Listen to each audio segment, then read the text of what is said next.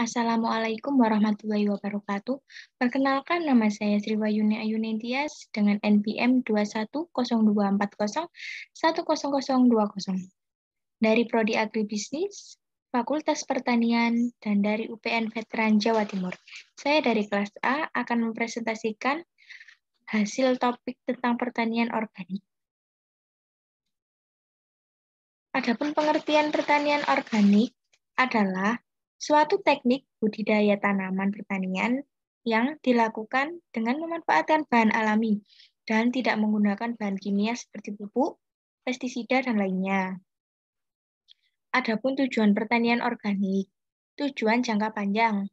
Yang pertama, melindungi dan melestarikan keragaman hayati, serta fungsi keragaman dalam bidang pertanian. Yang kedua, memasyarakatkan kembali budidaya organik yang sangat bermanfaat dalam mempertahankan dan meningkatkan produktivitas lahan. Yang ketiga, membatasi terjadinya pencemaran lingkungan hidup, serta membantu meningkatkan kesehatan masyarakat akibat residu pestisida dan pupuk, serta bahan kimia pertanian lainnya. Yang keempat, mengurangi ketergantungan petani terhadap masukan dari luar dan berharga mahal dan menyebabkan pencemaran lingkungan. Yang kelima, meningkatkan usaha konservasi tanah dan air, serta mengurangi masalah erosi akibat pengolahan tanah yang intensif. Yang keenam, mengembangkan dan mendorong kembali munculnya teknologi pertanian organik yang telah dimiliki petani secara turun-temurun dan merangsang kegiatan penelitian oleh lembaga penelitian dan universitas.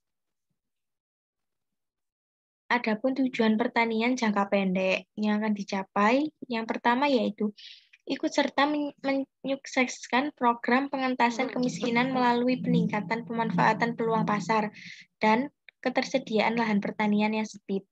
Yang kedua, mengembangkan agribisnis dengan jalan menjalin kemitraan antara petani sebagai produsen dan para pengusaha. Yang ketiga, membantu menyediakan produk pertanian bebas residu bahan kimia dalam rangka meningkatkan kesehatan masyarakat. Yang keempat, mengembangkan dan meningkatkan minat petani pada kegiatan budidaya organik sebagai mata pencarian utama maupun sampingan yang mampu meningkatkan pendapatan tanpa menimbulkan kerusakan lingkungan. Yang kelima, mempertahankan dan melestarikan produktivitas lahan sehingga lahan mampu berproduksi secara berkelanjutan untuk memenuhi kebutuhan generasi sekarang dan mendatang.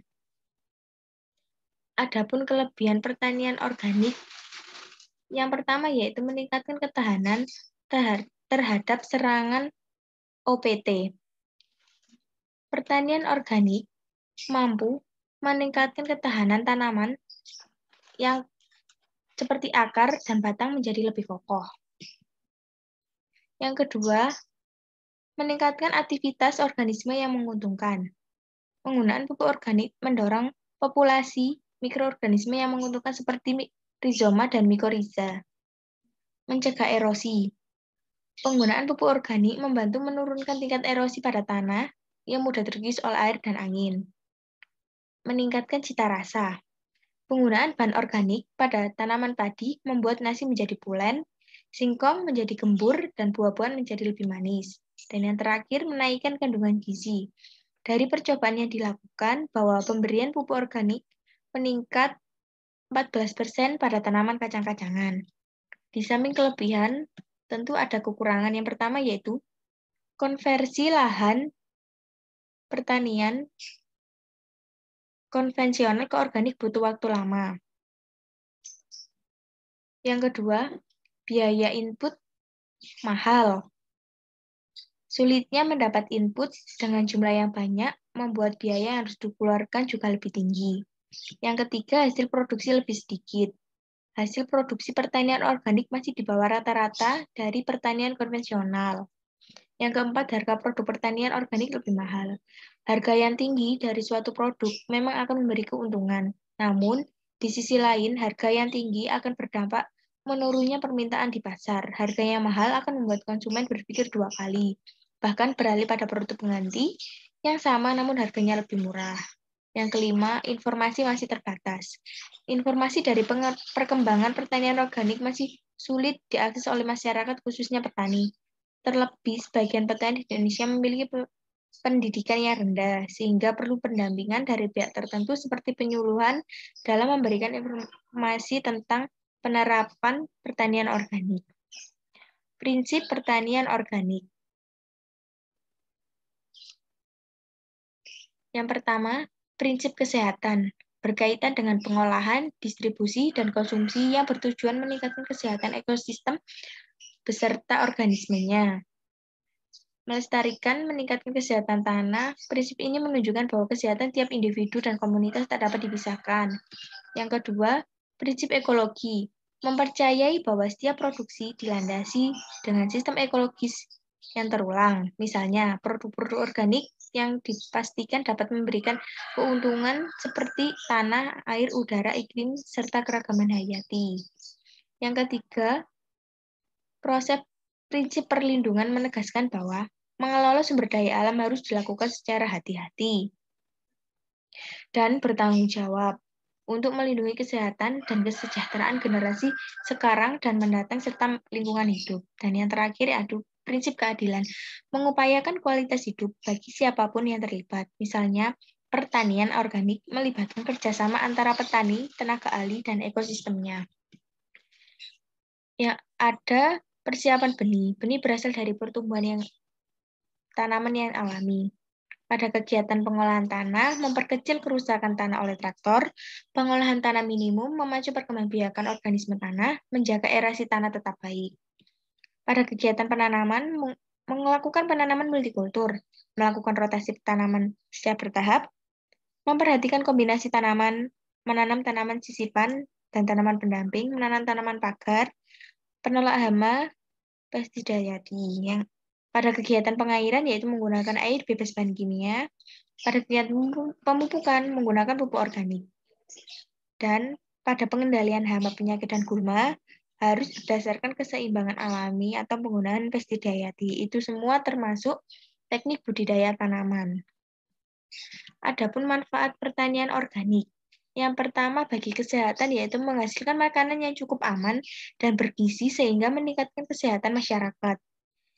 Untuk kualitas udara, pertanian organik terbukti mampu meminimalkan perubahan iklim global karena emisi gas rumah kaca pada pertanian organik lebih rendah dibandingkan pertanian konvensional yang membuat pengurangan polusi udara, menjadikan polusi udara lebih sehat.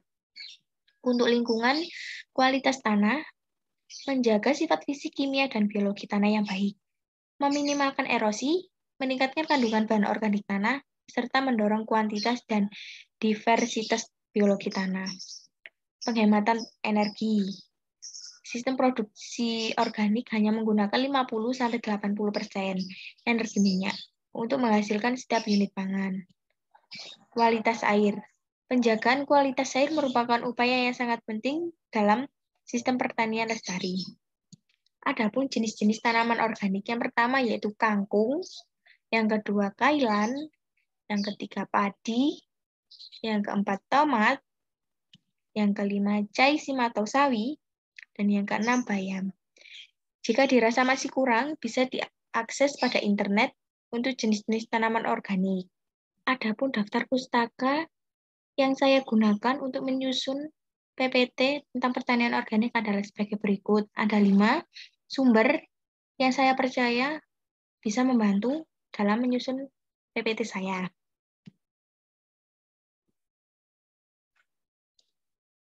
Sekian presentasi dari saya tentang pertanian organik. Saya mohon maaf apabila ada salah kata. Semoga apa yang saya jelaskan, apa yang saya sampaikan bisa bermanfaat bagi semua orang, terutama untuk para petani ke depannya. Sekian dari saya. Wassalamualaikum warahmatullahi wabarakatuh.